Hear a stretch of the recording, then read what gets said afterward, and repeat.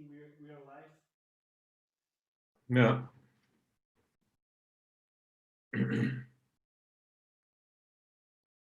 So now we're gonna let people go in. Hello everybody, I'm just gonna change a few things and we're gonna start in a few seconds.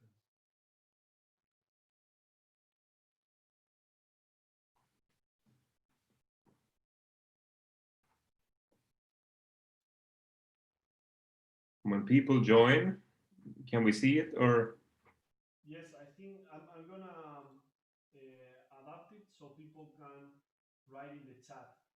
I'm not sure if people will do it, but I'm gonna create that option so people can do it. And we can see. Okay.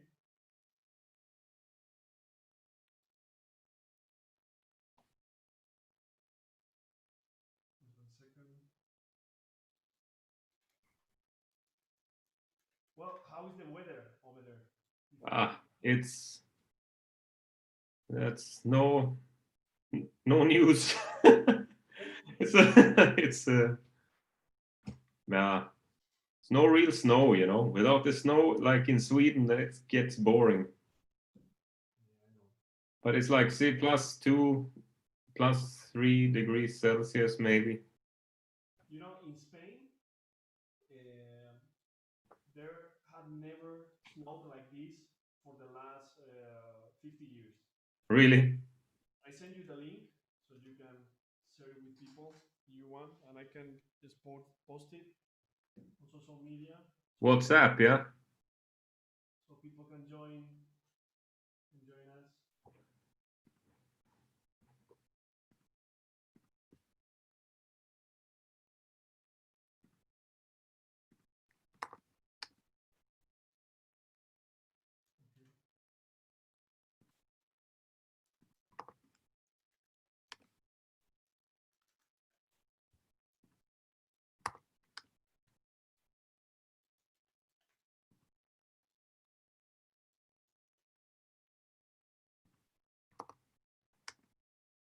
Okay.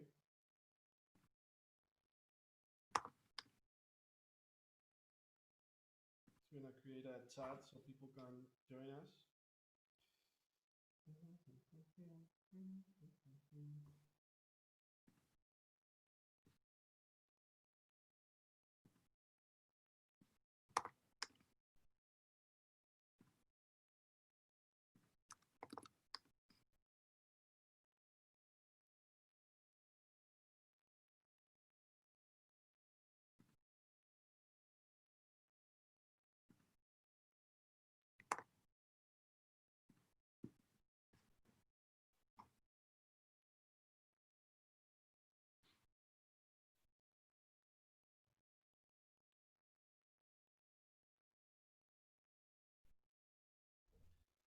Okay, I think we are free to start. Yeah. And I'm just gonna add one more thing, okay? Yeah, sure.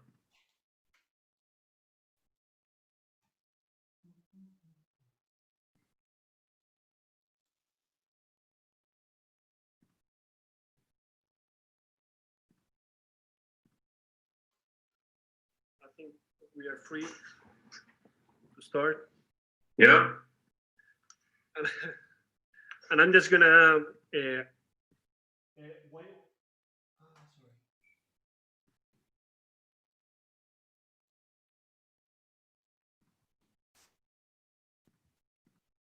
Sorry.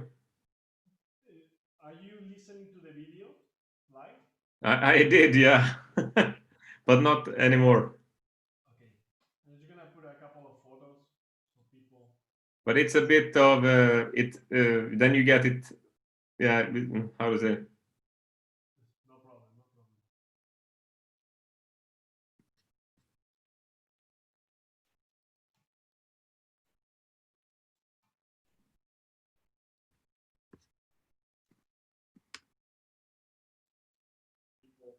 But it's a. Is it okay now? Yeah, yeah. Is it okay? Yeah, I mean, I should just focus on this. I shouldn't go to the YouTube, no? Yes. Yes. Okay, so uh, let's try to start this. Okay. Yeah, So welcome to a new episode of Brass Beat interviews. Today we have Lars Karlin, a fantastic solo trombone player. He is principal trombone of the Danish Radio Symphony Orchestra, composer, arranger. We could call him a Renaissance musician.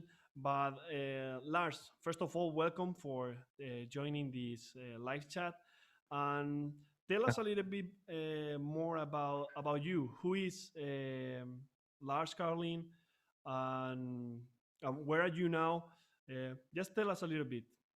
sure. Thank you very much, Ricardo. I'm really happy to be here and honored, of course.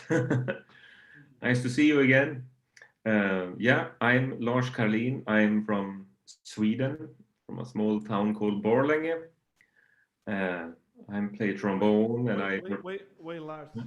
I think I closed the connection. Uh-huh. I think I closed everything. Sorry. Right? Or maybe not.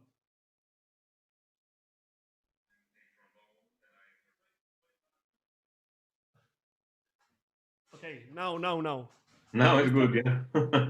So there was a mistake. This is the first time we're doing this. So let's start from the beginning. I promise we won't stop. Okay.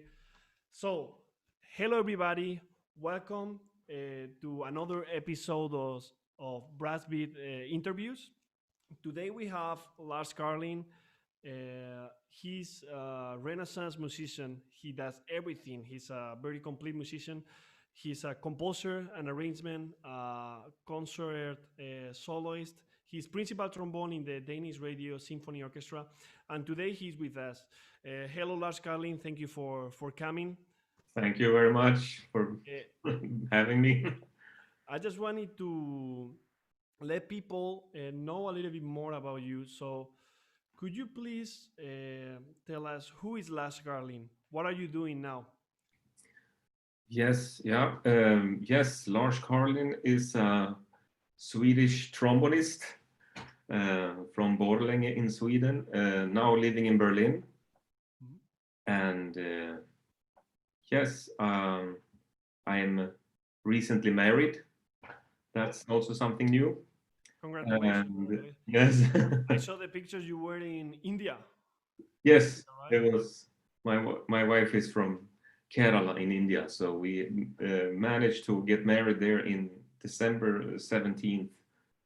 So yeah, last And year. I saw you even played in the post party of the Yeah, exactly. Managed some playing too on my own wedding. and Yeah. how is the activity in the orchestra? Are you in the middle of a lockdown, or you are Yes, playing? it's locked down here in Berlin. I mean, I'm still working in Berlin in Concerthausorchester, and that's locked down. The only thing that is happening or what we are allowed to do is recordings of some sort with a very small number of participants from the orchestra. Uh, And hmm. sorry. Yeah, and as well, it's in I think in Denmark, in the Radio Symphony Orchestra, there it's complete lockdown. I don't think they do any projects until middle of February, I think. So. I see, but That's, and are you switching between Copenhagen and and Berlin now? Are you moving, or are you gonna stay in Berlin until a certain date and then move definitely to Denmark? yes, exactly. I was switching a bit during my trial Mhm. in Copenhagen, then, which is the job I'm gonna move to later. But it will be my move to Copenhagen will first be after the summer, since it's impossible to travel in between now during this Corona I see. time. I think this has been a wonderful year, especially for musicians. We Yes, didn't have any exactly. problems. We didn't have any problems. You know, um, before the interview, we were talking about um, uh, how is our day to day, and how sometimes the motivation during this pandemic became kind of a society depression. Like we were all Yeah. locked down. And you know, for example, in my own experience, I remember I was playing with the opera in Valencia, Mm. and 1 week before, nobody was expecting this. Like we were all like so confident about this coronavirus situation, and just a few days later, I got canceled everything in the upcoming 4 or 5 months. So I was gonna ask you, how did the pandemic affected your planning, all the concerts, all the master classes? How did it affect you personally? Yeah. It's it, wa- it was something new, of course. I mean, it was for everyone. I think uh, maybe I was one of the lucky ones since I'm with a steady job here in Berlin. We were actually playing in Concertos Orchestra. We were supposed to do the Mahler Third Symphony, Oh, and the second rehearsal was the last rehearsal that I saw of that piece. And I was going to also perform it with the Radio Symphony in for Denmark. some people, that could be a relief that you don't have to play it. Oh, But I wasn't happy. I was very angry. And then, yeah, I mean, I was really looking forward to it, and then, wow, after 5 years, finally that Mahler 3 comes, and then, but I mean, that was how it was, you know. and are you gonna do it um, in the future? Did Yeah, they? that I Uh, think that I really hope. Yeah, I'm gonna uh, really hope it comes again. it's difficult to do Male 3 online. I think you would need Yeah, yeah, a very good mic. yeah, Otherwise, it would yeah, be definitely. about distortion. No. Uh, this is a personal question regarding, and then we're gonna move to your career, to some specific trombone stuff, which Mhm. people is very interested about. But now that we are talking about the pandemic, um, I don't know if you have reflected about this, but how do you think this pandemic has affected the musical industry, the classical music industry? And do you think uh, it has been for good, or we've learned anything? Um, what do you have any conclusions about this? Oof, that was something big. I know. Yeah, A I lot of support. only thing I can say is that from my own experience, I cannot say what will happen in the what will happen in the future. We will see, you know. But of course, I'm concerned that the longer it goes and the longer these lockdowns go, that yeah, we will not be missed. You know, musicians will it will be a situation that yeah, it's that kind of stays there. That we are the funds for music are getting cut, and yeah, I'm so that was something that came into my mind when this came. That yeah, the future is definitely not certain. Mm. And but I think, I mean, here we have been in Europe, here I mean in Denmark, and where I have been, and in Berlin here we have been lucky. Um, uh, but you know, it's difficult to say where this will go to, and Mm. yeah. Yeah, I know that. For example, in well, also in Europe, but especially, for example, we've been getting news from America that some orchestras canceled an entire season, Yeah. and that's very unfortunate. But for example, there's one area of this pandemic that I think kind of affected us positively, which is we learned how to really take advantage of technology Hmm. to keep learning, but with a better approach. Yes. Because I remember before the pandemic, most of us, me included, sometimes we refused to have uh, online lessons because we felt like uh, there's nothing you can learn from a from a live lesson. But now I saw like most of the people are joining this new way of learning, and I think it, it, it it's it brought good things to the classical music industry. Yeah. Mm. No, Anyway, definitely. Yeah. No, definitely. It's. I find it very difficult to teach online and mm, sound. That comes down to what material, what equipment do you have? Does the student you're teaching have a good microphone, or is it just I mean, I find it very difficult. I believe that it's nothing beats the live thing, of course.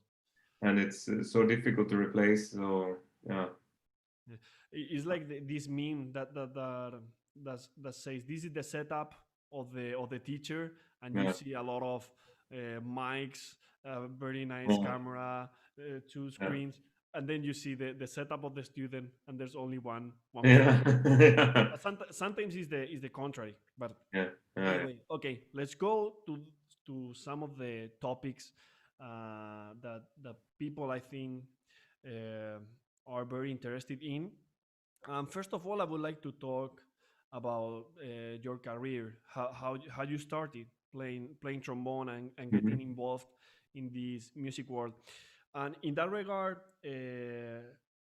this morning and also yesterday, I asked people through social media to send you questions. And I have integrated some of them during the interview. So Okay, one of them, whose name is Jorge Bobo from Colombia, okay. is asking, why did you study trombone in the first place? Yeah, it was. I was. I started actually with piano when I was 6 years old. I wanted to be the new star of boogie woogie, boogie woogie, but that didn't happen. Since I started to play trombone at age of 12, then that was more fun. Why I chose trombone? That's in my hometown in Borlänge. The music school made those music demonstrations or instrument demonstrations. So they demonstrated the instruments, and my father and my younger brother and me went to one of those, and they, um, how to say, all the members or instrumentalists got to the front of the stage and did some fun thing with the Yeah. instruments, and the trombone player came to the front of the stage and he did a glissando, boom, and that was like that's my instrument. That glissando. I think that glissando made that all uh, play trombone Yeah. Oh, because nothing can beat a good glissando. no. You can play a thousand notes with a violin, then a random guy comes and he plays, meh, Exactly. then you're That's what in. So the trombone was made for that. yeah, so when people say there are no enough trombone students, so let's play a glissando for them, and Exactly. you'll get a big crew. And do you have musicians in your family? Yes. I mean, we have always my family have always made music, and uh, some are my sister is teacher, music teacher, and troubadour, and my two brothers too, and they are making music on the side of work, and it involves also work for them. So they are, different kinds of music, not classical music. No one is into classical. There's metal and Irish folk music and pop music. Yeah. Nice, nice. No, I think there are some great players that didn't have any family member who was musician and still became very very successful. But I feel like having one musician in your family, that's like that puts you in a position 2 steps. Yeah, exactly. No, I think I forgot to say, of course, that my father was schooled in the classical music. He was a guitar player, classical guitar, and he studied also in the academy in Stockholm, and that's where maybe my how to say, inspiration for taking on the trombone in the same way came from too. I've seen you studied in the Royal College in Stockholm, the Royal Conservatory, then in Hanover, then you were also in Berlin. I was gonna ask you, in the first place, did you always want to become a professional trombone player, or you or you had other goals in mind, like, I don't know, studying a regular degree, or you wanted to be a musician from I wanted to be a musician. I was one of those cases at 14. I remember even the moment I sat in the from 7th to 9th grade, I went in this in school. We had a school orchestra, and in the rehearsal, it just struck me like this, that okay, this is my life. I'm gonna be this. I'm gonna play trombone. So it was, for me, was like lightning from the sky. It was super clear that I wanted to do music. Were you arranging back then also? It started at, I think, 1 year later or something. I started writing music, writing arrangements, because my father got this computer program Sibelius from work. He was a teacher at the music school, and they got this program, and he brought it home, and I sat the whole summers writing, listening to Philip Jones brass ensemble, and imitated and wrote the arrangements of also some compositions in that time. Man, when you learn about the dark side of notation programs, then you are in, and you cannot escape. No, exactly. And it's fun, especially when you're a teenager, you're 15, 16, and you see that there's this program, and whatever you put in, it will play it for you. So it's kind of magic at the beginning. I don't know if you had that impulse. In my case, the first thing I wanted to write was, okay, I'm gonna write for a big orchestra. I had no knowledge at all about orchestration, about what's the pitch of the different instruments, but I was like, no, now I have the program, I can write anything. But exactly, that's no, it's a great thing with that, the playback thing. But I also had times in my, which I'm happy for also, that I didn't use, I tried a bit different to when I wrote an arrangement. I sometimes I just use the piano, like many do. Many people, arrangers do, or composers, but then also I took away everything and just with the paper, and then trying to hear it in my head. And that was maybe the best exercise for training your head also, like to get it into. And some what I found, I just wrote an arrangement of a Swedish psalm one time. In an island in Sweden somewhere, on a wedding we played. I wrote it during the night, And what I found the day after when we played it was that it was more the parts, every part, everything in the arrangement made much more sense, was much more singing. The parts were more, how to say, they were worked out more. They were so it was good to have done, you know. Yes. You know, there are a few composers that even when they know how to use notation programs, they decide to write like with hand.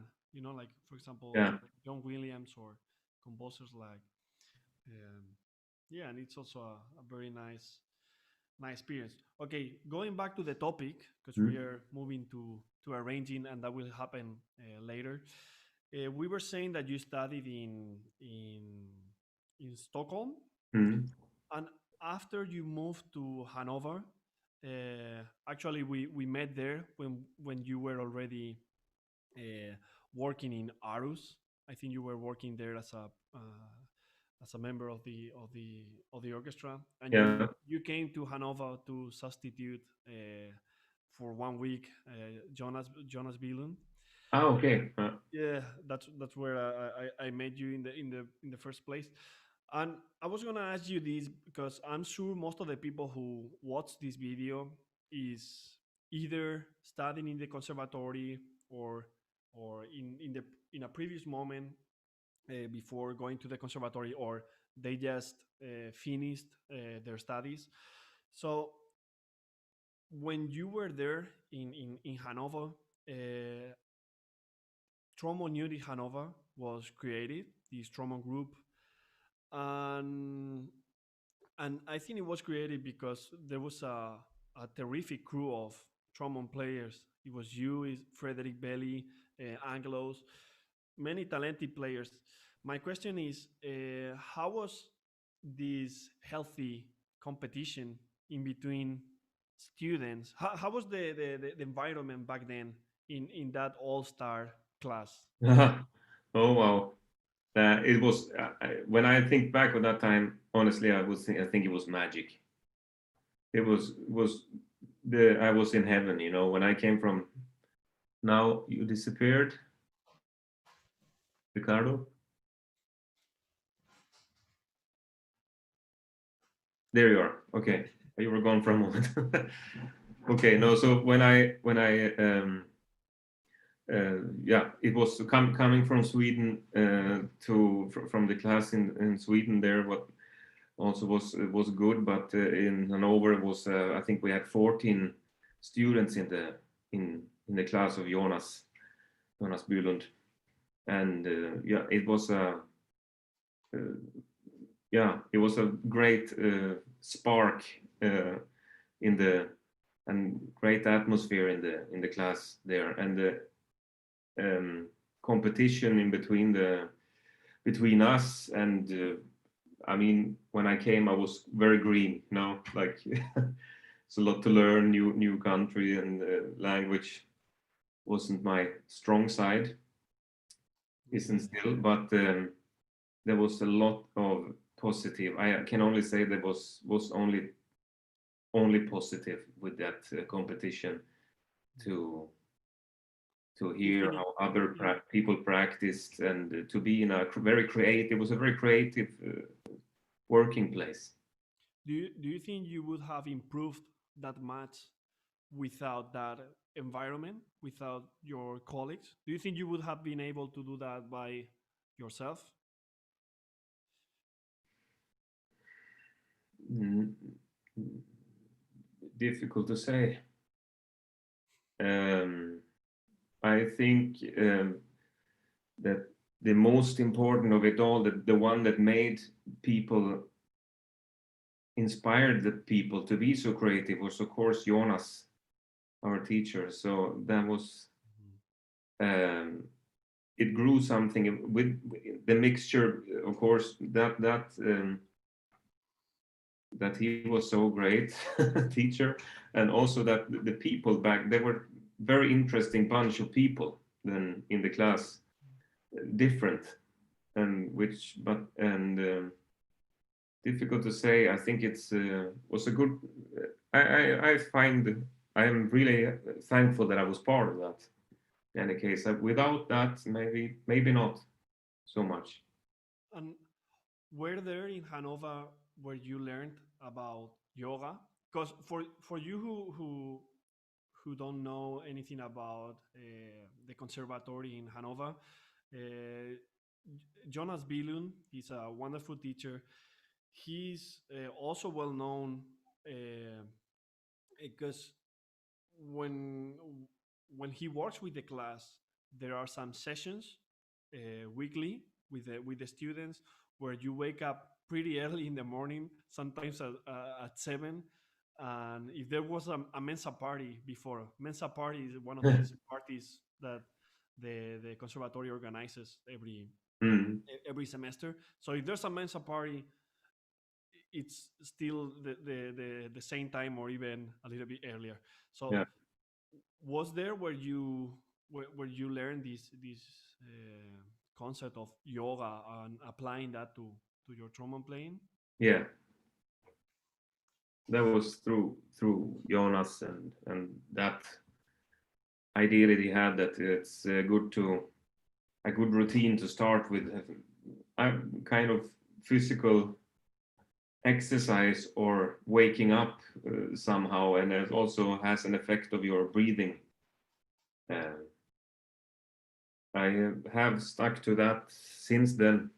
I mean, I'm doing some kind of it's not really yoga what I'm doing, but it needs to be some kind of active exercise before I take the trombone. I start with myself first, so getting my body, my mind. I need to wake up myself before I take the trombone. You know. So you created your own system, your own yoga. It's no, it's some. I move like, I mean, some kind of, what is it called, sun salutation imitation, but it's not. It's far away from correct what I'm doing. It's not. It's not also that point. I'm doing something, and sometimes I can just also go out and run for a half an hour in the morning. That also happens, um, but yes, it's. I mean, I've been. I have stuck to that thing. It helps me to center in the morning. I think nowadays, I think that's more important. I think more very much center. Mhm. Uh, uh, For example, do you know anything about Rafael Nadal's, the tennis player routine? yeah, not much, but I know the name. Yeah. So the thing is that, for example, he created this kind of system for the matches Hmm. where he follows certain rules, and some of them doesn't have sense, but they make him be really involved in what he's doing. Like for example, he's trying not to step on the lines, Yeah. or he does this. He's always doing the same movements every time he serves, stuff like that. So, do you think what you do with yoga, with that routine, is part of is kind of a path, so you get into uh, your playing, into your sound, into yourself? What do you think? Yes, definitely. It's for me, I must say that has a huge. Uh, it has contributed very much to that. Um, that in combination with the structure that I started doing that in a very strict schedule at some point there in Hanover. That's a very long time ago. But I mean, when I studied there, it's now 15 years ago Mm. that I started doing this very strictly. At 7 o'clock in the morning, I did this yoga warm up with the trombone exercises, and then yoga again, and but I did that at 7 o'clock every morning, and it's a coordination for you, and it's you. I find also with that exercises, yoga exercise, that calm your mind, or you get in the zone, how you say. No, that's true. That's true. Yeah. So going back to your career and everything you have achieved, um, when did you get your first job? Was that uh, during the time you were studying in Hanover? Where was that right after that? Can you tell us a little bit about it? Yes, I studied in Hanover for 3 years, and then I got my job, my first what is it called then? Substitute contract in the Deutsche Oper in Berlin, Mm, and that was for 1 year, mm. and that was my first job in I mean temporary job. I mean, Yeah, yeah, yeah. Your first experience with the orchestra, yeah, exactly. and then you went to Aarhus. And now then during that time in Berlin, I don't know how many auditions I did that. I think I did the most auditions in my life in that year. I think I did 20 auditions in 1 year, or 15 or 20. I Yeah, because that's very important. It's, I think it's important for people to understand that y- it's not very common to go to your first audition and win. Some no. people might do it. Some people might do it, but uh, for the rest of us, the normal rule is you do many auditions and you learn from one to Yeah. another. No, I was in such a positive, I mean, maybe not positive, but I was very focused on that I wanted to do those auditions because I felt it was fun with auditions in that time. And I knew perhaps, okay, I I can't do that, and this is maybe not perfect, but I try to play my level at the audition. I didn't have much knowledge in that time for preparations, optimal preparation, and so on. And but I didn't. I learned by doing a lot of auditions. I learned something too, and yeah, I got. It was a very respectless auditioning. in one. And when did you get that one in Aarhus?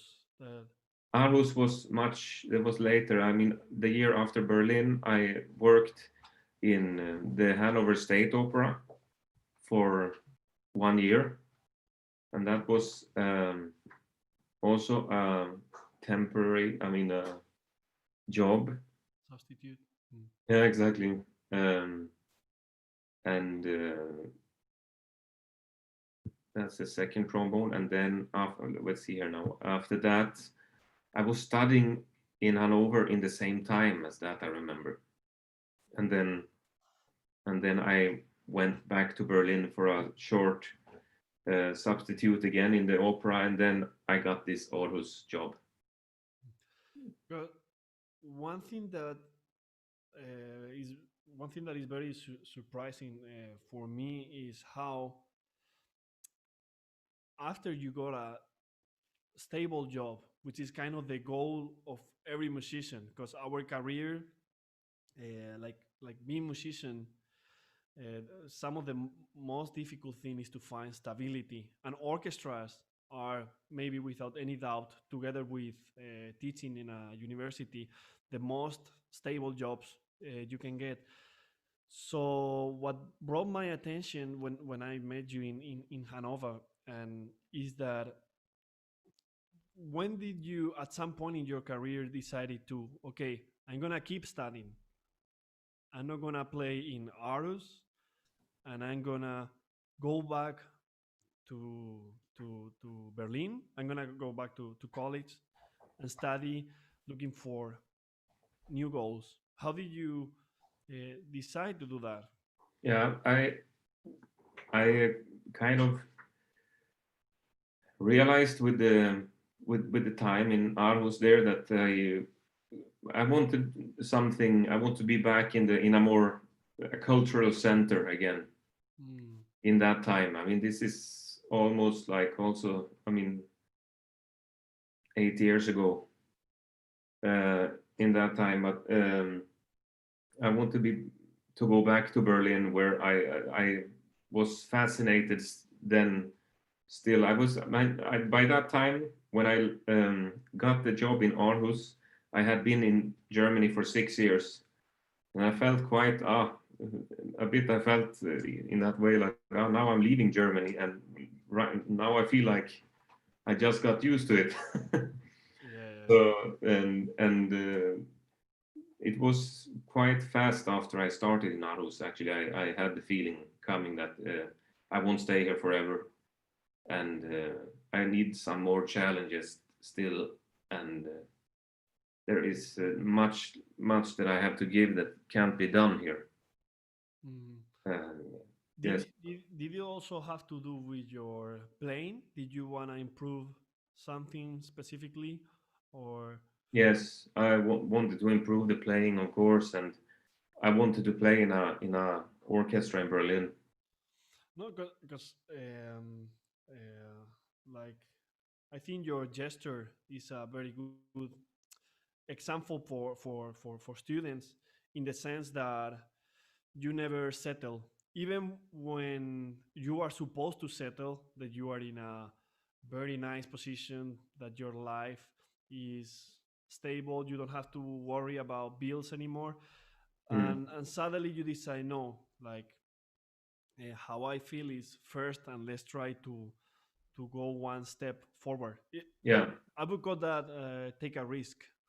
yeah, and I find that I mean that was definitely a risk. I mean, mostly everyone said around me then, "What are you doing? You have a fixed, how to say, you have a steady job here, and you're throwing it all away for what? Isn't it better that you get first another thing and then you go for it?"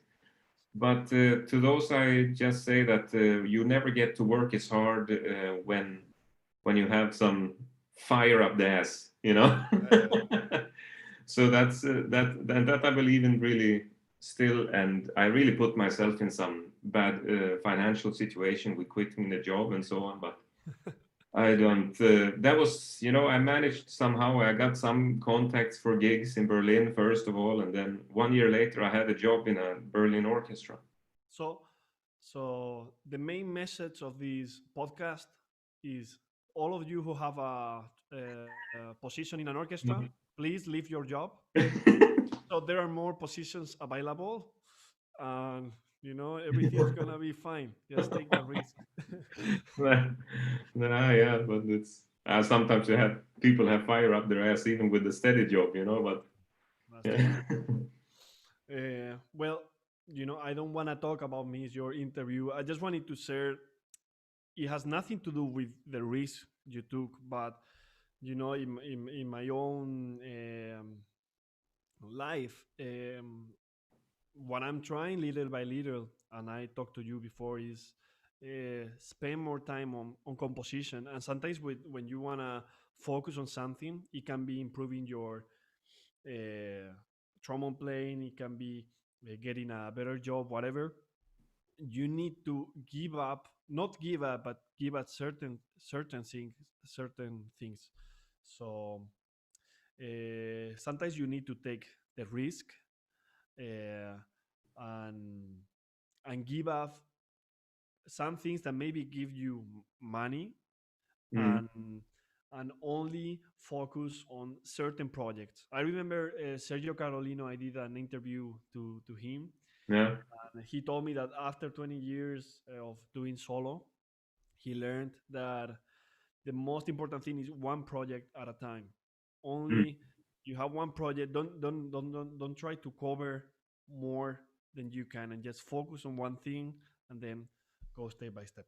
Okay. yeah, I believe also in that. It's I think that can be also a bit that is personal, of course, from person to person. But I have been so too, very much. I too much stuff. It's I now I maybe you when I was I mean you go back 10 years from now.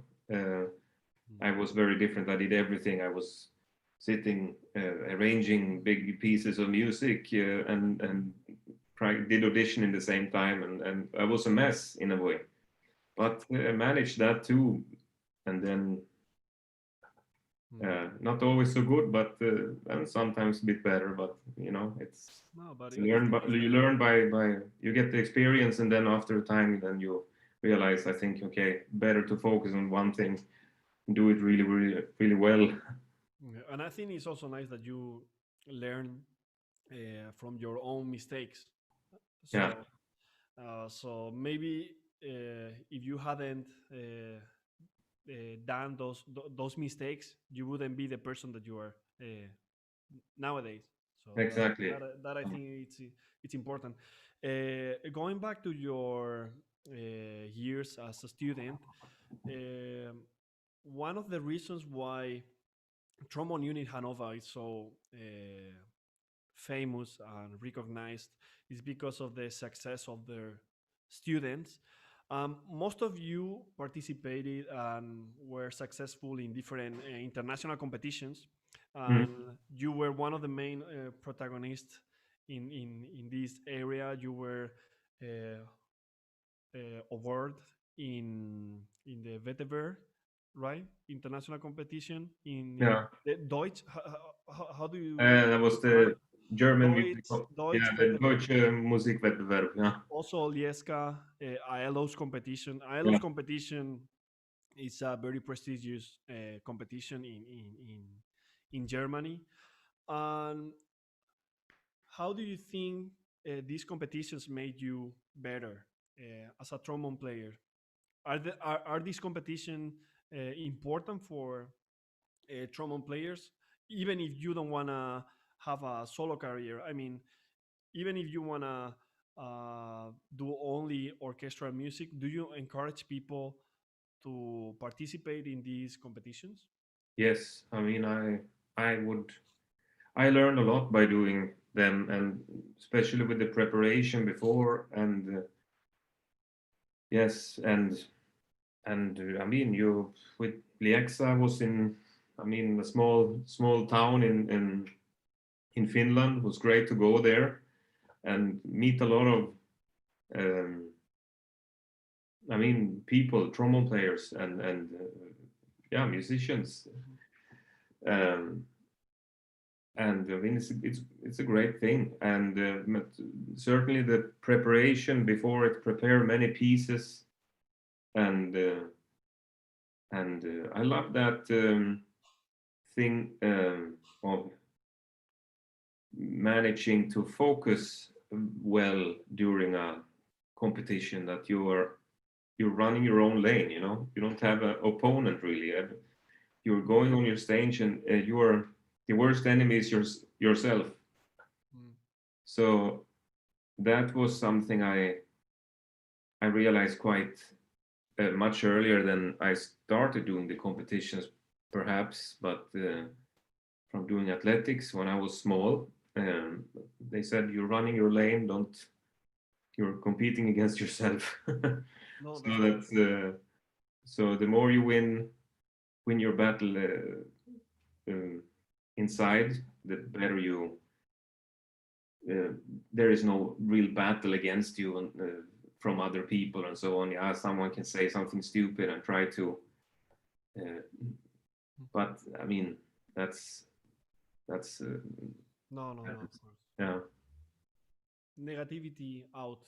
Only yeah, exactly, yeah, yeah. must be out. And regarding orchestral auditions and solo competitions, do you approach them differently? Because, for example, in my own experience, but I know this is not the same in every international competition, but in my own experience, I think when you do a competition, the most important thing, or one of the most important things, is the personality, right?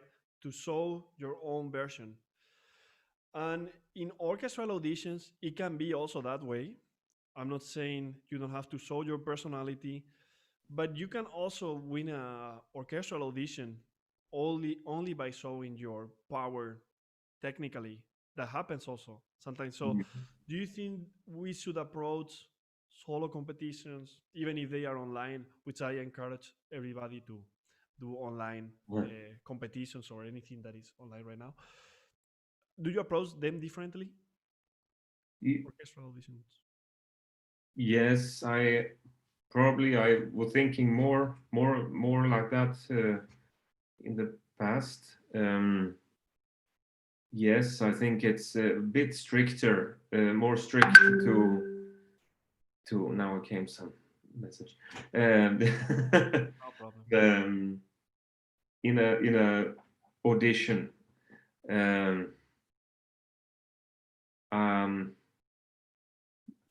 I don't know if it's more my personal experience of that. I found always competition that was easier for me somehow because I could it wasn't I mean it comes so many it's not how to say it's not an orchestra sitting there first of all and judging this guy fit for our orchestra. Um, so that part is a jury, of course, there and saying, okay, we don't like this bit more, we find more this more valuable that someone can do this, or I find that there are good things with both, I would say. And yeah, I found I needed to work more on my orchestra auditions. That I after I I quit my job in Denmark in Aarhus. Then I studied for Andreas Klein. He helped me a lot on the way for orchestra auditions. And do you change your way of playing radically from one orchestra to another? Do you change your style too much, or you just try to have your own idea? Yeah, their own idea there, and just like that. One thing that I am thinking, especially much of what I learned from, for example, Andreas Klein, that okay, um, musicality and phrasing doesn't necessarily mean that your tempo needs to change. No, that's true. So those kind of things, yeah, they're good, and of course when um, I think you can manage expression in so many ways, and that's interesting to that you get a bit it gets a bit more challenging to because yeah, many players or trombone players also when they want to do something musical, it tends to happen other things too. So No. I was asking this because sometimes students, and I was, uh, it happened to me myself, uh, get obsessed with the idea that you need to really match the orchestra style uh, in your orchestral audition. Like you need to have the same staccato, the same articulation, same phrasing, thinking, and at the end, you learn that during the trial period, right? You learn how to match with your section during the trial period. But I don't know if you agree with this, but do you think that the most important thing in an orchestral audition, apart from the basic tuning, uh, um, articulation, reading, tempo, etc., do you think one of the most important things is to be convincing, Yeah. like being self-confident? Yes, I think so, but it also, yeah, it probably depends where you are, which orchestra you're auditioning for. But I think it's very important because if it's kind of shines through, if you are absolutely, I mean, if you are not believing in anything that you are doing yourself, it won't really come across. It will come across like that too. I think that you are not sure of what you're doing, and that people get afraid then in orchestra sometimes. He seems not reliable or something, in that way. So it's, yeah, but you can be totally convincing, and you can have, for example, one other, what is it, that your articulation is constant. For example, the piece that is always played, David, bum, that plays. People want to hear the same articulation every time that comes, exactly the same. Okay, I would personally not be totally disappointed if someone did a bit different one time or so, but that shows that you can deliver the same, so that you are, how to say, that you can do that, what is how to say, asked of you. Even That is also very, from a technical point of view. So someone could be absolutely convincing, but and it's a total mess, articulation wise, and sound is not good, or intonation is so. like self-confidence is important, but not fake self-confidence, because that happens sometimes, that you are um, too confident about something, but maybe not well prepared. Yeah. And there must be a combination. I was saying this thing about being convincing, uh, because, for example, I hope he doesn't. Um, it doesn't bother him. But I remember David Rejano. He's a friend of mine. He's the principal trombone in Los Angeles Philharmonic, Yeah. and for me, he's an example of of a player who can match different styles and do auditions everywhere. He's been successful in different countries, like France, Berlin. He was in the finals in Berlin. He was now he's in LA. He was in Munich.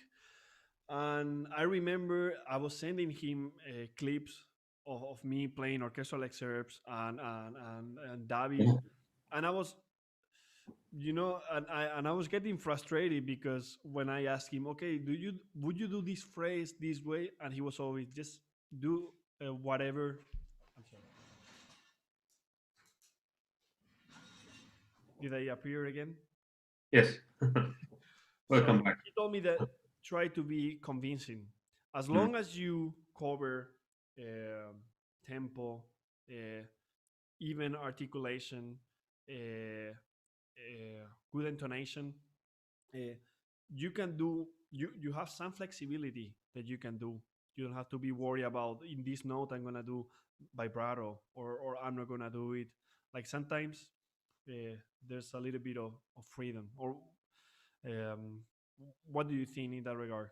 That I agree totally. I mean, that's what I tended to do many times. I mean, what my problems were in the past. Now I haven't done audition in quite a long time, So, but then I tended to.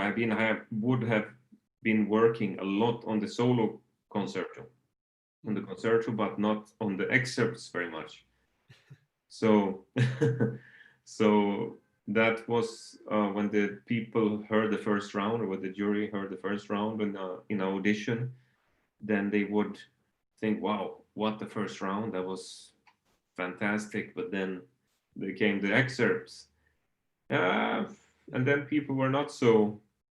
It was a totally different thing playing excerpts, and then suddenly, of course, they were not totally convinced then, and before I kind of started to practice excerpt really, then it's that I think you can do an amazing, let's say one excerpt you do fantastic, you're doing it so good that wow, that's amazing, but the excerpt after can then not be less good, because you will hear then the difference as a listener, and they will, why is that not so good as that was? you know, and if it, and then they start to, well, okay, and if something is then, or you're struggling actually with something a little bit, then it's even bigger difference. And in audition, that's not good, I think. In a competition, that would be okay. He did. That's a bit more acceptable, I think. Um, it's longer pieces, and it's more about okay. He has it. He has a good David. He has a less good Castred, or but it was all there. It was all the tones there was in Castred. They were there, but not so much music. But you know that's fine. But in orchestra audition, I want. It depends also where you audition, but it's yeah. And just the last question about orchestral auditions. How important is to for the jury to when an applicant cracks a note or cracks two or three notes, would you say that okay, you are disqualified, or it depends, or how important is to be? I wouldn't say stable. It's just cracking notes. How Yeah. important is?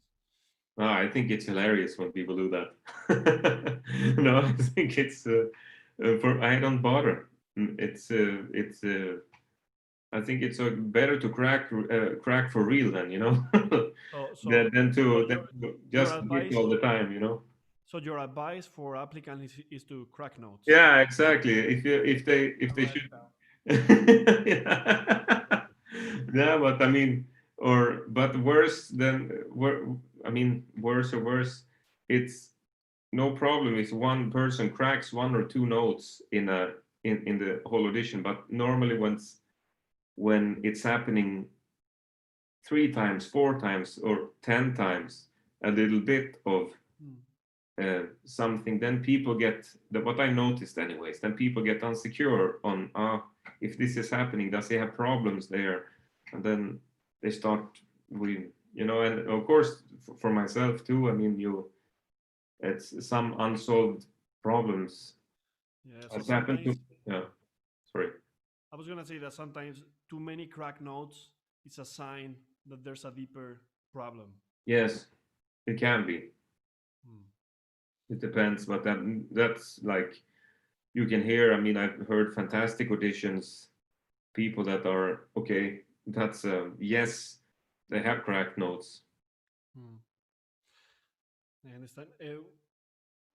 When if you had to choose between those memories playing in all the rounds, in orchestral auditions, in solo competitions, which one would you choose as the best one? That one that you felt okay, this is my day. I nailed it. Um, yeah, that's different times, but I think the one time, I mean, I did when I did that audition for my first job. I think then I mean, the one in Berlin. Mm. So it was so a very special moment somehow. It's strange to talk about this perhaps, but my father passed away the day before that audition, and that's yeah, it's okay. It's a long time ago. It's 12 years ago, but there was a very strange experience, and I was very prepared for the audition. Very, and the excerpts I knew by heart, and the solo piece as well, and I was very good prepared. But it was maybe this is not the answer to your question, but it was like it was one of the easiest auditions to do in one way, and one of the hardest too. But my focus went absolutely. It was not on how to say it was not difficult to play trombone anymore. That was super easy, and everything that how to say I think I played my soul out, my heart out. Everything was out, And since I knew everything so well, it was I mean, I would say that from my feeling, maybe not from the juries, that what they heard, maybe it was something else, but I felt that was the greatest audition of my life. Wow. Yeah, the most that meant for me very much. Like, yeah, It sounds like somebody wrote the story in a book. Like what I mean is like what a unique yeah, like experience to say yeah, so. Thank you for saying that. yeah. It's things that, or yeah, it was, it was like, it was pretty spiritual. But Mm. Uh, what I'm gonna say now is kind of related to what we're talking about now, which is preparation for auditions. So sometimes, due to the fact that the classical music industry is somehow sometimes it's sometimes difficult to become a member of the orchestra, to win an audition and have your life solved. And in that path, that it's possible, but is complicated at the same time. Sometimes appear a few problems, maybe technically, maybe in our personal lives, and we are seeing this is not something new, but we are seeing how people get certain problems. mm, Uh, and sometimes it gets to a point where people even stop playing. So I think it's very important to say that same way sportmen have trainers, and mm, even people who planify their strategies and who tells them how to organize their time. Uh, let's say they have a psychologist, for example, yeah, and that's a great tool that sometimes musicians don't use, maybe because they are afraid, or some even might feel ashamed. I think nowadays that doesn't happen anymore that much. So reading your resume, I saw that you've been working also with a great trainer in that sense, a great yeah, psychologist from Los Angeles. Can you tell us a little bit, if you want to talk about that, of yeah, course? yeah, yeah. Can you tell us about that? What was his name? Dr. Greene. Dr. Yeah, Greene. Dr. Don Green, yeah. Don Mm. Greene. Can you tell us about that and how it helped you? Yeah, that was, yeah, that's something, by the way, with that coach. When you go with a coach in that way, that will be very, very different, I think, for person to person, very individually. But for me, it was that I wanted to do an audition. This is 3 years ago now, or two. Um, and I contacted him to be better to, yeah, to manage my stress yeah, when doing the audition, because I always got very stressed with auditions, not with competitions in the same way. Mm. So yeah, and that started in that way. You got things to read about, yeah, sport psychology, and you start to turn stones kind of within you, dig in your life, dig quite deep. I mean, I really went for it, and I was every day reading and writing and saying positive things to myself, pumping my left brain with positive words and positivity to be, yeah, strong.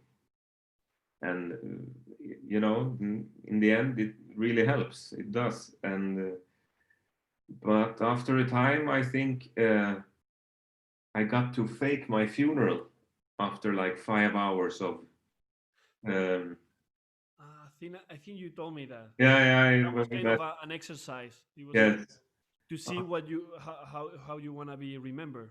right? Exactly. Or what you have missed in your life, or so. Yeah, I did that, and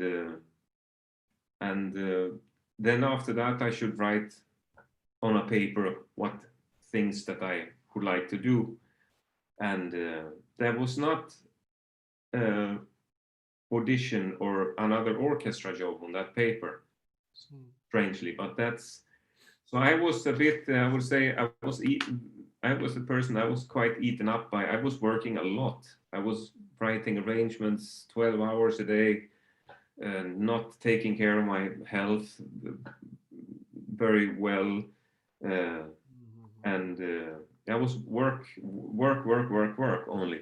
And what came on that paper was family, much a lot of other things than not the professional life, and that changed a lot. And composing came as one thing. Composing. Yes, I Be- wanted to write music. I had never done it. I always thought that that I'm too be- bad for this. And Before we go, we talk about composing because I wanted to ask you when did you decided to go that step forward? Because most of trombone players, well, not most of trombone players, but most of people who arrange music, um it's some there's somehow a wall in between arranging and composing, and going that step forward I think is very valuable. But I wanted to say something before what you said that you were when you were working with Don Greene. Mhm. That was I remember 2 years ago you came to Caudete, to the Mhm. Numskull Brass Festival Yeah, Caudete. If you don't mind, I want to tell a little yeah, sure. little story that happened. So I remember back then you were very focused on sport also. Yeah, yeah, In the line you were saying before that you were trying to thinking not only about trombone but yeah. also. That came along with the coach a bit. But Yeah, I remember one morning, everything started on time. But I remember that 10 minutes before your warm up, or no, 20 minutes before your warm up, you call me, and I'm, hey, what's up? In 20 minutes you have your warm up, and he's, okay, Ricardo, I need to tell you something. I saw a mountain. I woke up very early in the morning, and I saw a mountain, and I'm lost. So he went up to one of the highest mountains in my hometown, which is quite difficult to go to the top because there are some hidden paths. But somehow got up there, and it was so funny when you call me. I was like, okay, I'm gonna have to call Tomer or somebody else so he does the warm up. But then 10 minutes before, you are like, I found the road, so I'll be there in 5 minutes. And you came, you did the warm up, so and everything. yeah. It was a great day. Man, but I was so stressed. I was because you know apart from the because the thing when I organize the festival during that week, that's the most stressful week of the year for Yeah, me. yeah. I And can. you don't think anything. Yes, the facts and things are going through your Yeah, eyes. People is telling you a lot of things, but you just get through until the end of the week. And when you told me that, I'm like, whatever. I didn't even get yeah. stressed, but yeah, I just wanted Yeah. to say that. Okay, let's go to arranging and composing. Okay, Yeah. um, you have arranged, uh, you said almost 200 pieces. Uh, in fact, there has been a few. For example, what's the name? The name of the trombone unit, "Living on the Edge." Mhm. The CD "Living on the Edge," Mhm. recorded by Trombone Unit Hannover, is made only by Lars Karlin arrangements. And also, you released a few videos with Tomer, which are awesome. I encourage you all to go to YouTube and search for sliding through the operas with Lars Karlin and Tomer Matskowski. And I was gonna ask you, with which kind of ensemble you feel more comfortable writing? Who? I think, thanks by the way. Those very nice words. Um, I think that I with brass instruments, of course, with I feel totally fine writing for brass and I mean I've written a slightly bit for strings too, but it's a world that it feels like it can never be explored to the end. You can always learn, and I mean I'm very new there. Still, I've done a bit for string quartet, string orchestra, and so on, but um, I think that's the with the trombone unit Hannover. I wrote, yeah, I did a lot of arrangements for them. I think of probably a 60, 70 arrangements probably during these 10 years. Well, by the way, there was a person on social media who asked something about that. His name is Rafe Jameson from the United States, Mm-hmm. and he asked if there will be another Trombone Unit Hanover album. If you don't know Yeah, the answer, you don't need to answer, but yeah. No, I don't know. It's I hope so. I hope so that it will come something more, but we will see. we will see. Yeah. Okay, okay. Uh, I yeah. hope to, and I think all the trombone community is also looking for a new CD by Trombone Unit Hanover. Yeah. Also, how did you start arranging, or in other words, how did you learn arranging? Did you learn just by arranging? Did you read books? How would you? Which advices would you give to a student who wants to start arranging? Uh, I learned well, I mean I was listening a lot to brass groups that I liked. I mean, what were they? What were the brass groups? I listened a lot to. I was so inspired by the Philip Jones Brass Ensemble when I started writing, and yeah, and that's how I imitated and I wrote my own stuff, and I kind of listened out on piano sometimes, and then um, chords, harmonies, and and that was how I learned. And I did a course of, um, I mean, I did, what is it called? When you write four parts in the classical way, in the traditional classical way, how to, which part should not be crossed, and what kind of, I don't know. Balance, harmony. I don't know what it's called. Stimmführung in German. Like Mozart, the style of Mozart, you know. Yeah, that what. Not counterpoint. Counterpoint. No, it's just that. Okay, no parallel octaves, no parallel. Yeah. Well, I would call just harmony rules. Yeah, exactly. Yeah, exactly. That I learned in the conservatory in Falun in Sweden. That was very helpful. It's just very simple, but that was very helpful. And then I did a course in the academy in Stockholm with arranging, and that was also very helpful. But otherwise, other than that, I have only done myself. And is there any ensemble that you haven't written for? I mean, um, writing for orchestra or writing for wind band, or is there any specific ensemble that you have never written for and that you would like to? Oh, there's many. There's I'm thinking orchestra. That is something that I would like. I have never really done that. I think maybe that would be nice in the DRSO. If I were manager in the DRSO, Yeah. since they because they do many great concerts. I Yeah. mean, arrangements, and you would be the right guy. I know they have great people, but they also have a nice guy Thank you, man. member. So That's a welcome. good word, but I will try my best, and see what I can. Hmm. That's anyways something I would like to do, and Yeah. yeah, The nice thing about writing for Trombone Unit Hannover is that you can write anything you want. Like yes, there's I almost can play no everything. there's almost no limits. Actually, Oh, they were crazy guys. That's a great bunch of people.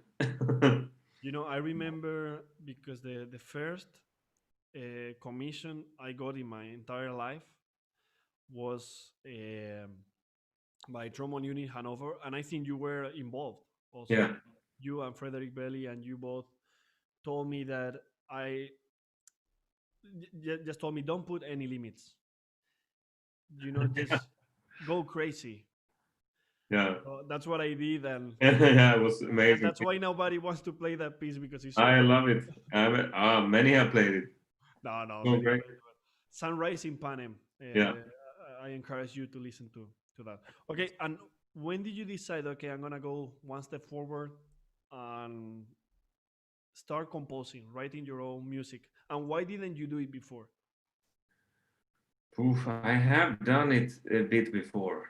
I mean, from time to time, I did some composition, but it's very long time ago now. As I think my last real composition was in 20 years ago or something. Wow. Otherwise, now there hasn't been much happening there. It's a lot of done so many arrangements, many hours of arrangements, and those. Yeah, I did that.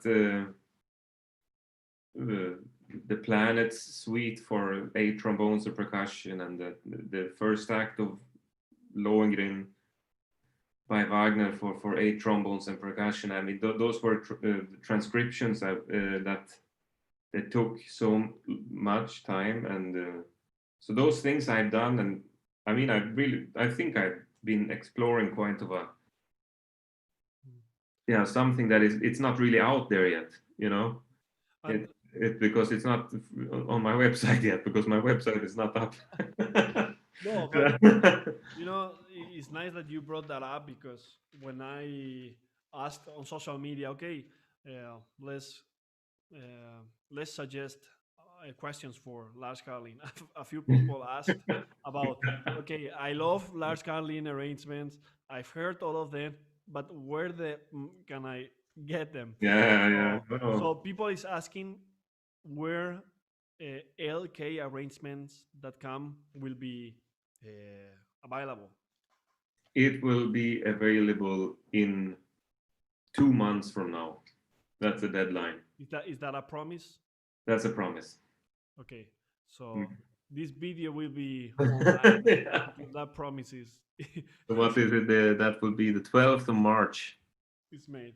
Yeah. Otherwise, if in 2 months those are that website is not posted, Yeah. then you have to post all your arrangements for free. Oh, damn. Just put a link, and Yeah, you know, exactly. I hadn't written this question down, but I would like to discuss with you about something that um, sometimes I think musicians haven't really reflected about the fact that all of us are musicians and all of us deserve respect. And why I'm saying this, in the sense that sometimes we only worry about performers, and since we are students, we copy the music that has copyright, and we send it one each other, and it's difficult to think that there's somebody behind writing for many hours an arrangement. And I've seen Yeah. many memes.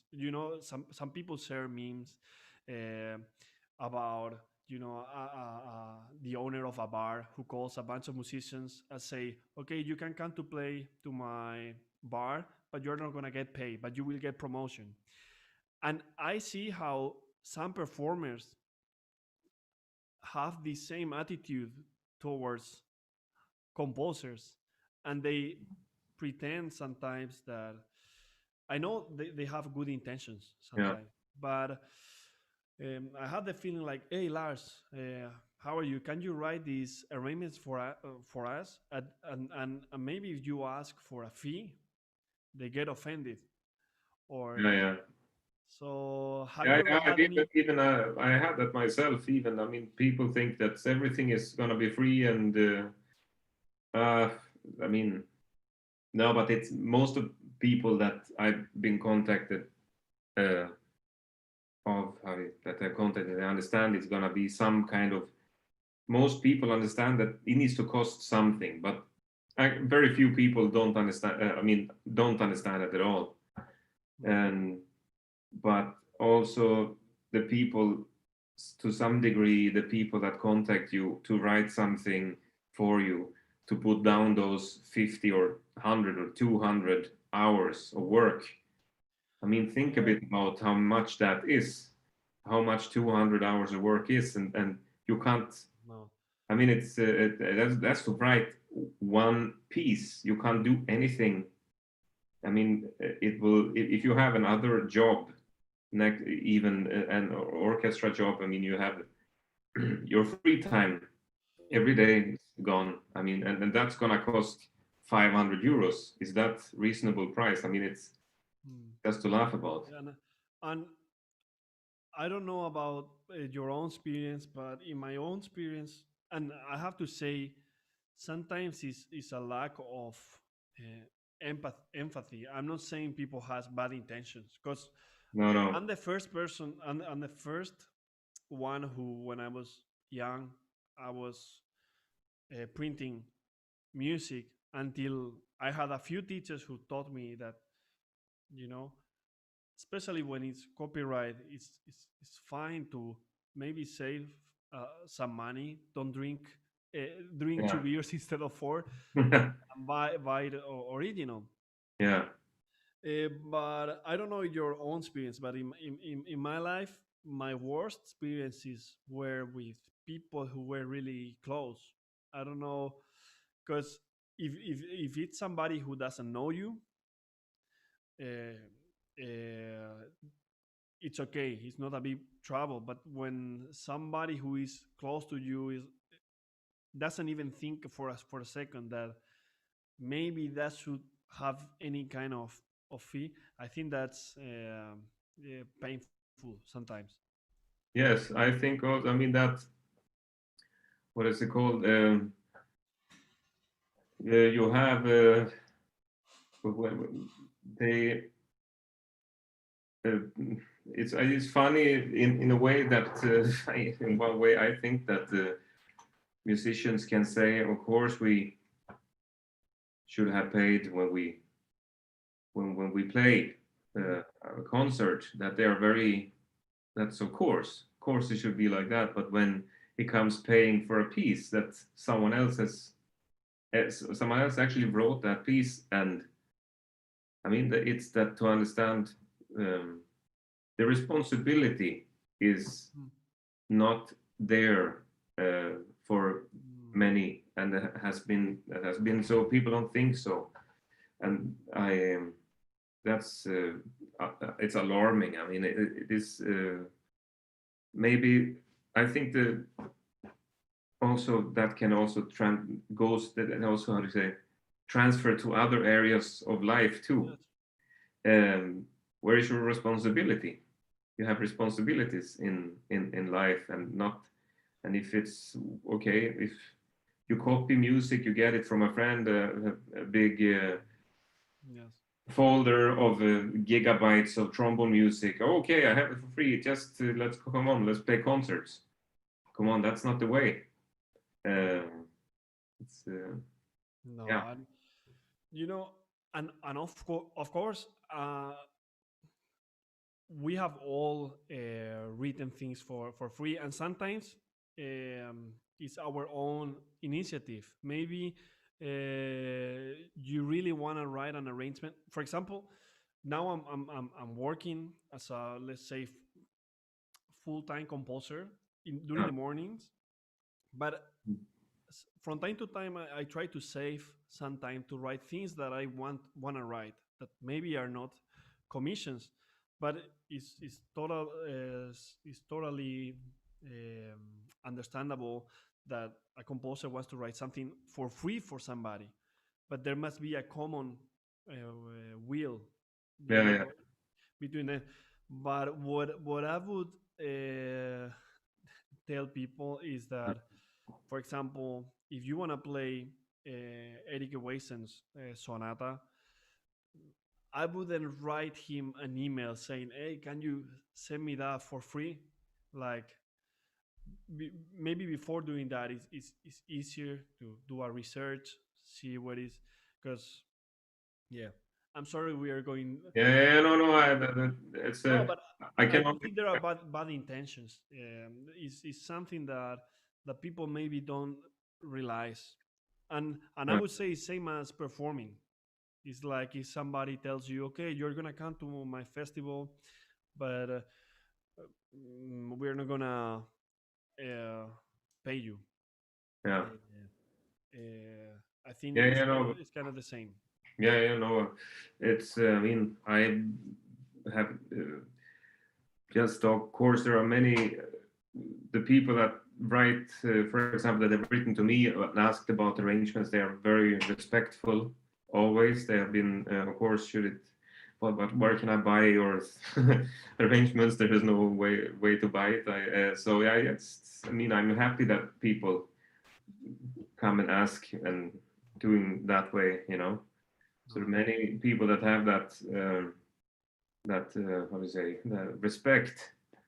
And I mean, for you as you have probably have much more of that than me. No, no, but You know?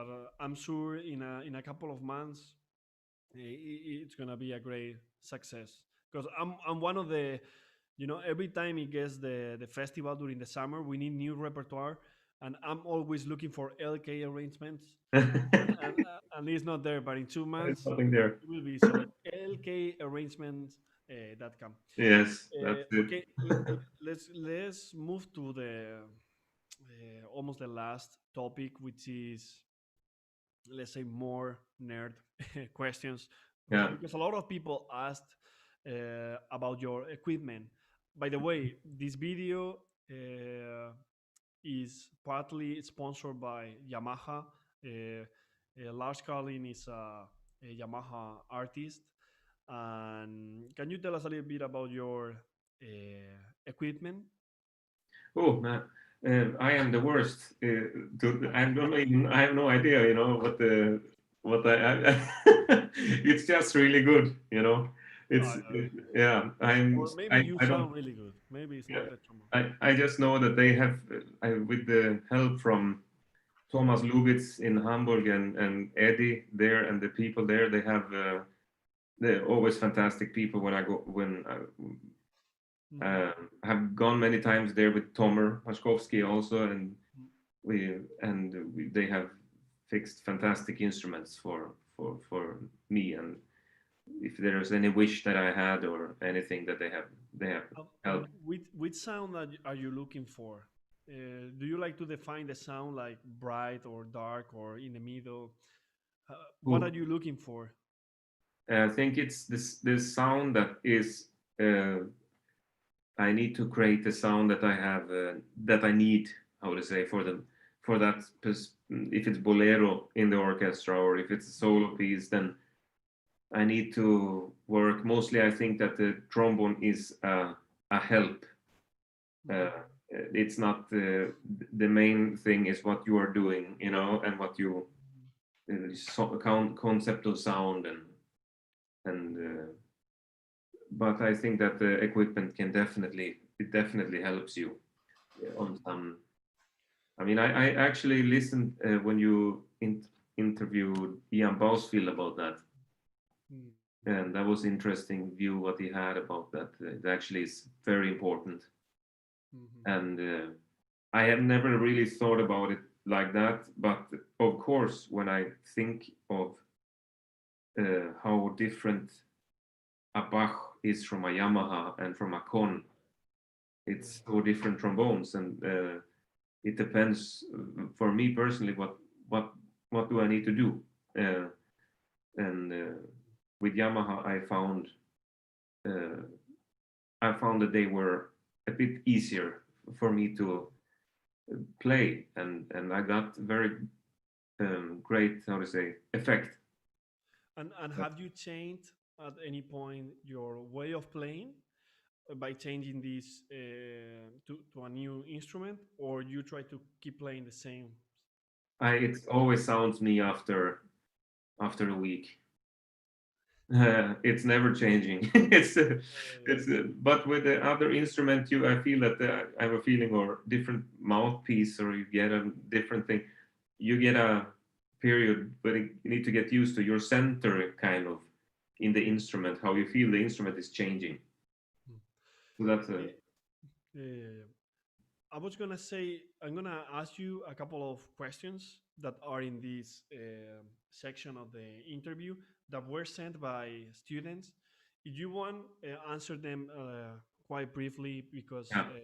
we're gonna move to the last part of the video, which is answering to other people, to more people questions that they Yeah. sent. So these are two separate questions. One of them is by Santiago from Orense in Spain, and Mhm. is how do you planify your daily routine? I daily routine.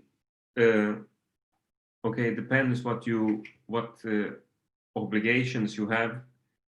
Uh, you can't do the same schedule every day.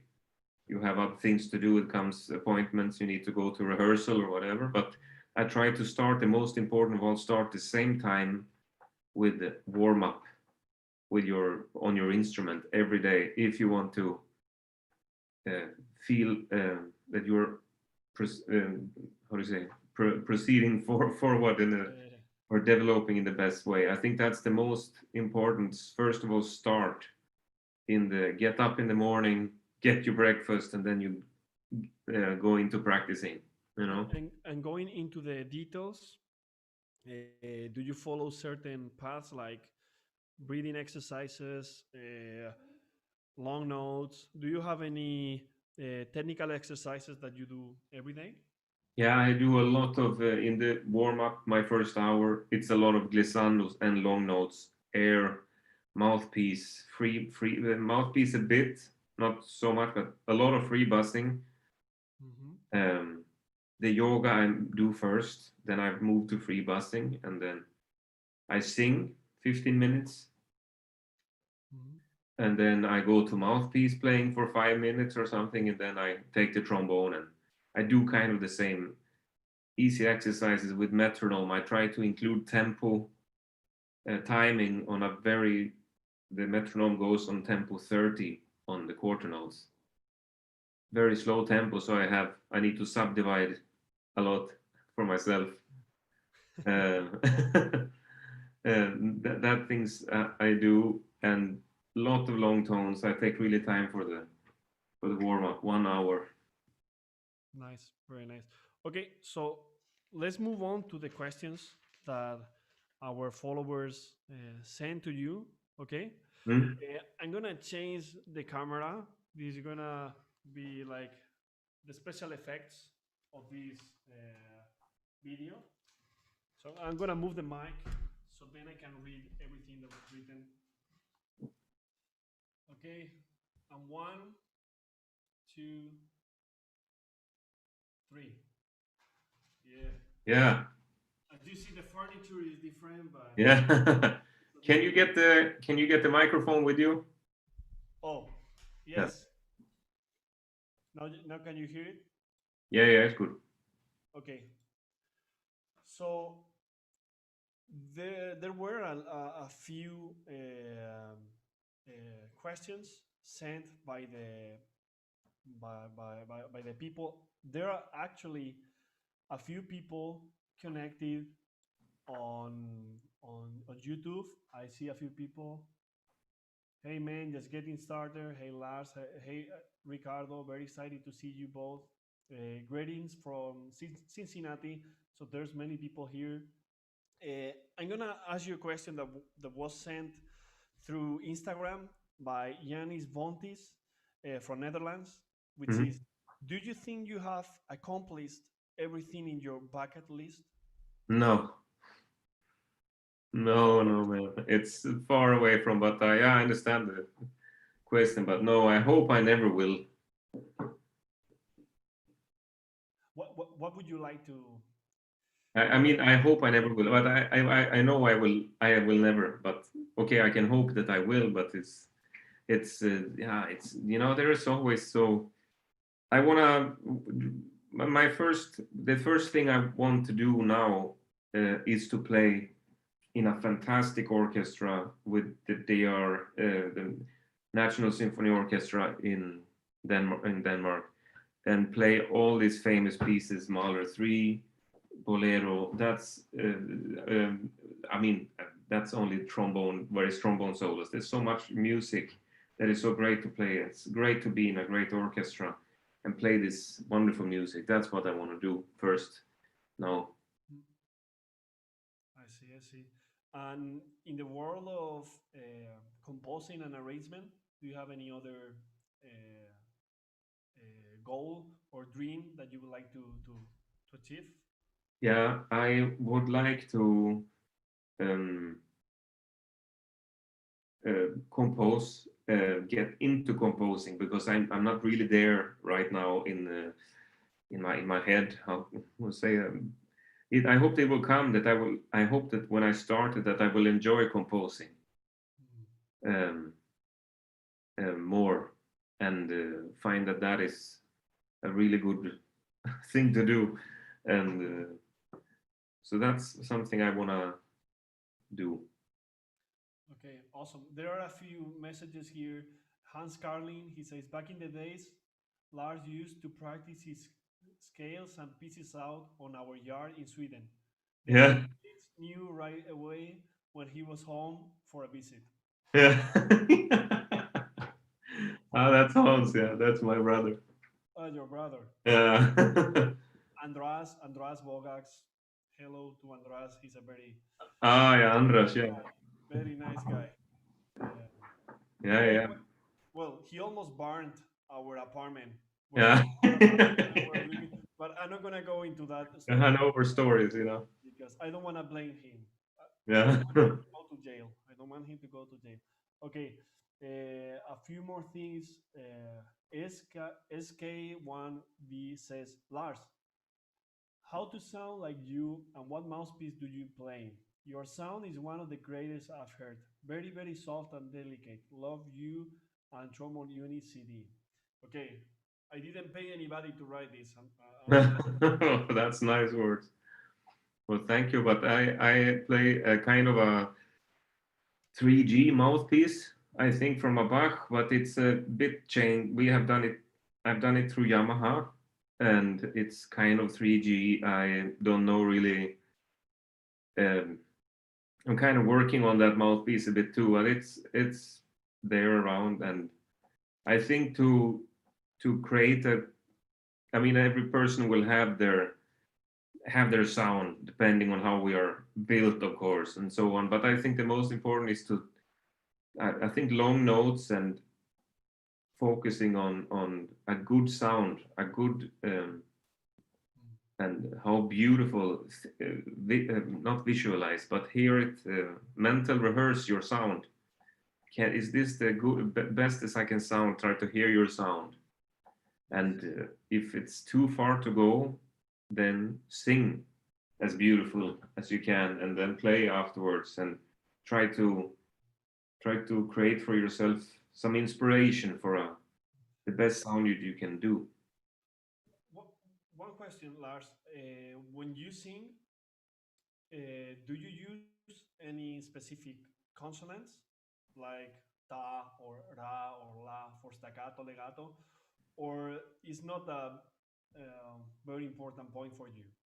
I know I not that I think of. I've been singing to try out how it feels in the body, or ergonomically, how would say, maybe, on different vocals. Do you say vocals or not consonants? But Vocals, yeah. yeah, I am. Vowels. Yeah, owls, yeah.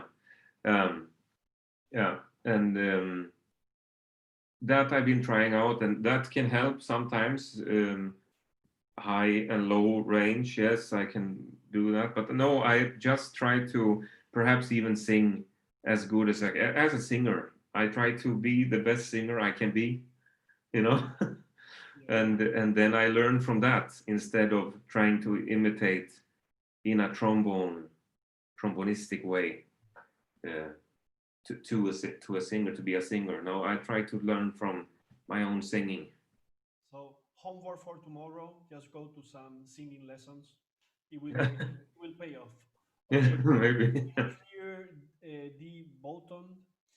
If you could give an advice to your younger self, and in brackets it say you are still young, what would it be?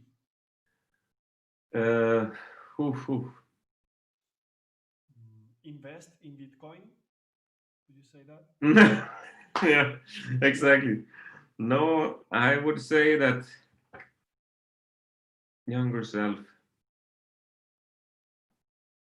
I would, oh man, um, I would say maybe it would be one thing to, no, it's advice from a younger self. It's, you need to do all those mistakes that you do, you know, it's, you can't avoid it. You must go out and fail a lot.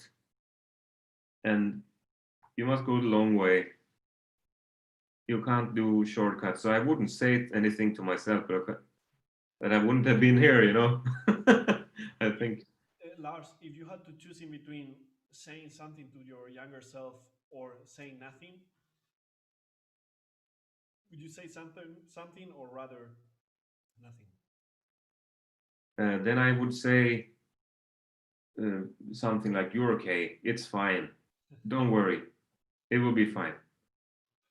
I would do something that wouldn't affect what I'm doing, but take a bit the edge off, you know, from all the worries, from all the stupid things that we think the world's gonna end.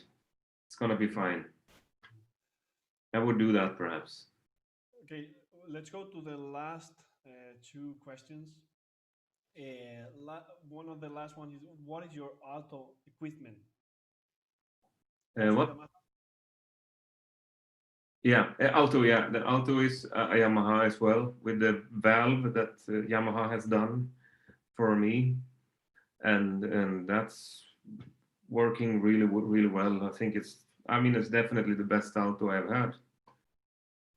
So it's really good. Okay. There were many different questions that Yeah. uh, I didn't tell you because some of them were answered Ah, during yeah. the interview. Ah, But yeah. for example, David Hope from Colombia, he said, "I really like your bright sound. How can I get that sound for orchestra?" I think we talked about that. Mm. Uh, some people asked, "Why do you play trombone? What motivated you to start playing trombone?" We talked about that. Also, there were people who asked about your routine when you do an orchestral audition.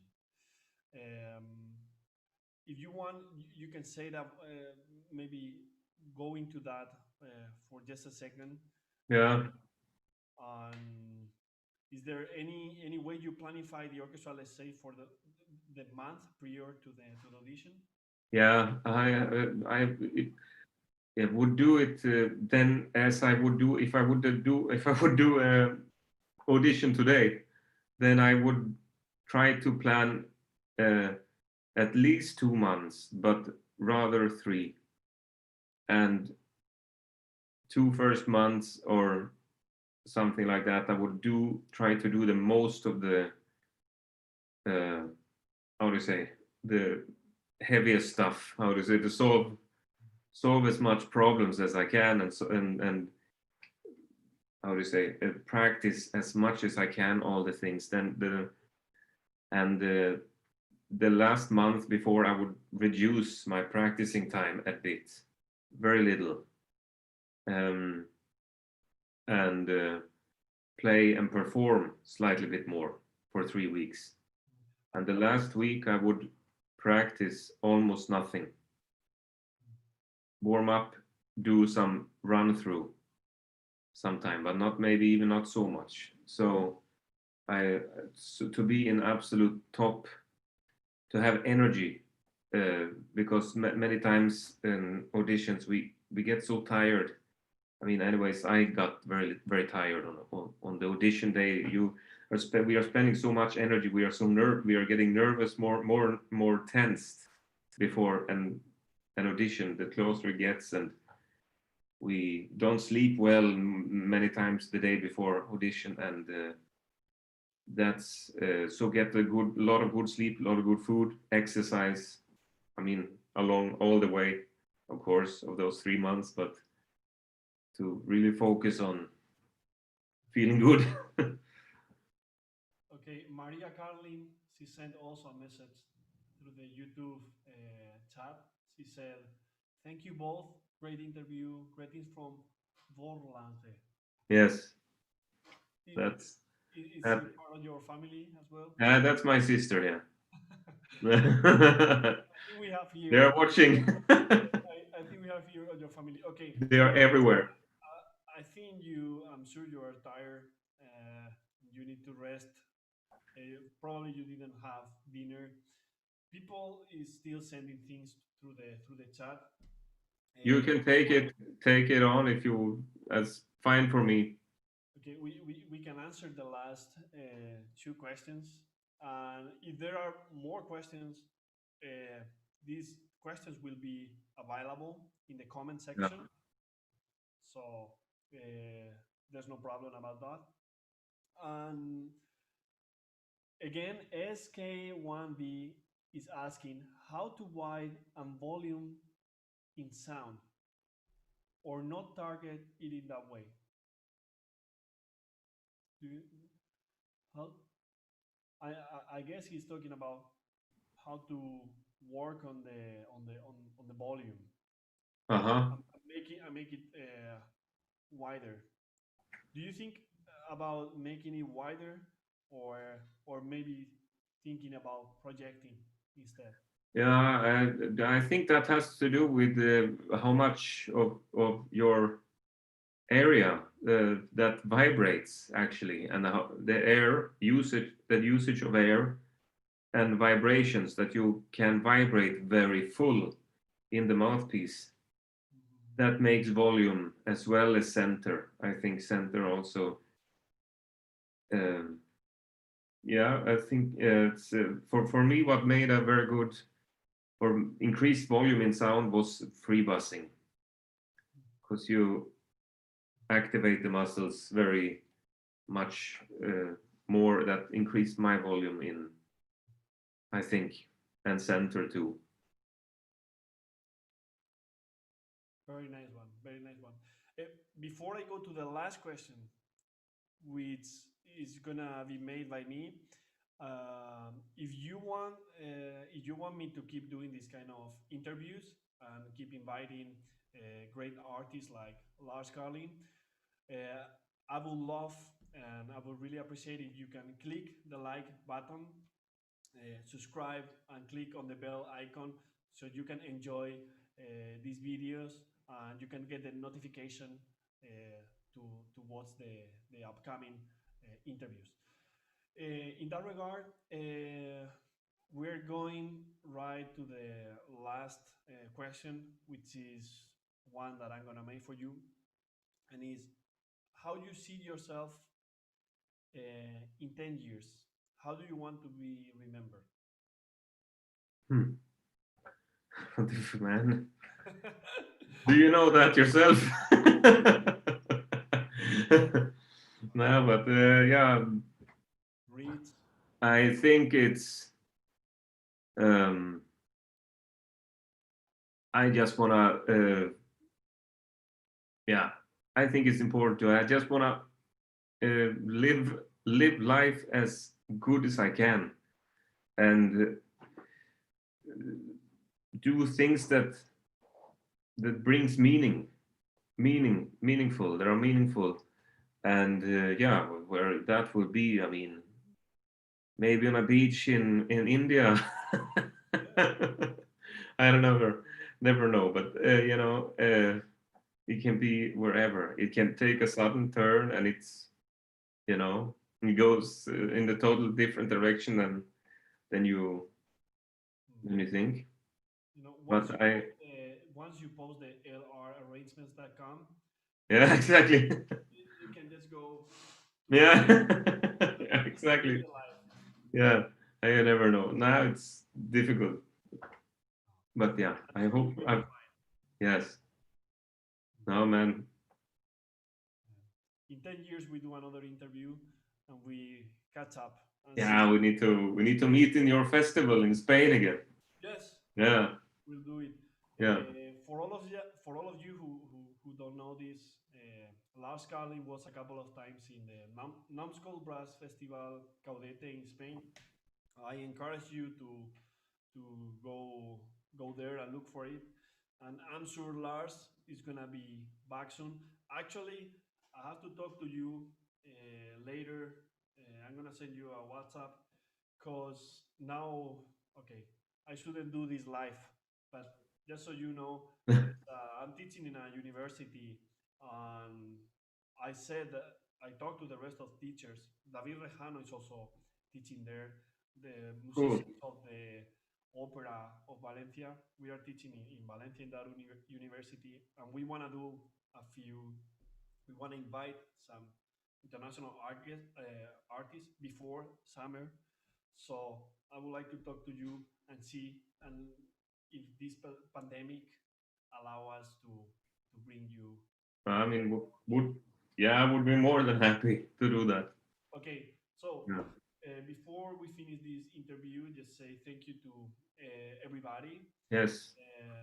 If you like this kind of videos, just support this channel. Also support Lars Karlin whenever he posts his website. Also go through his social media, through his videos on YouTube. You learned a lot from him just by listening to what he has to offer.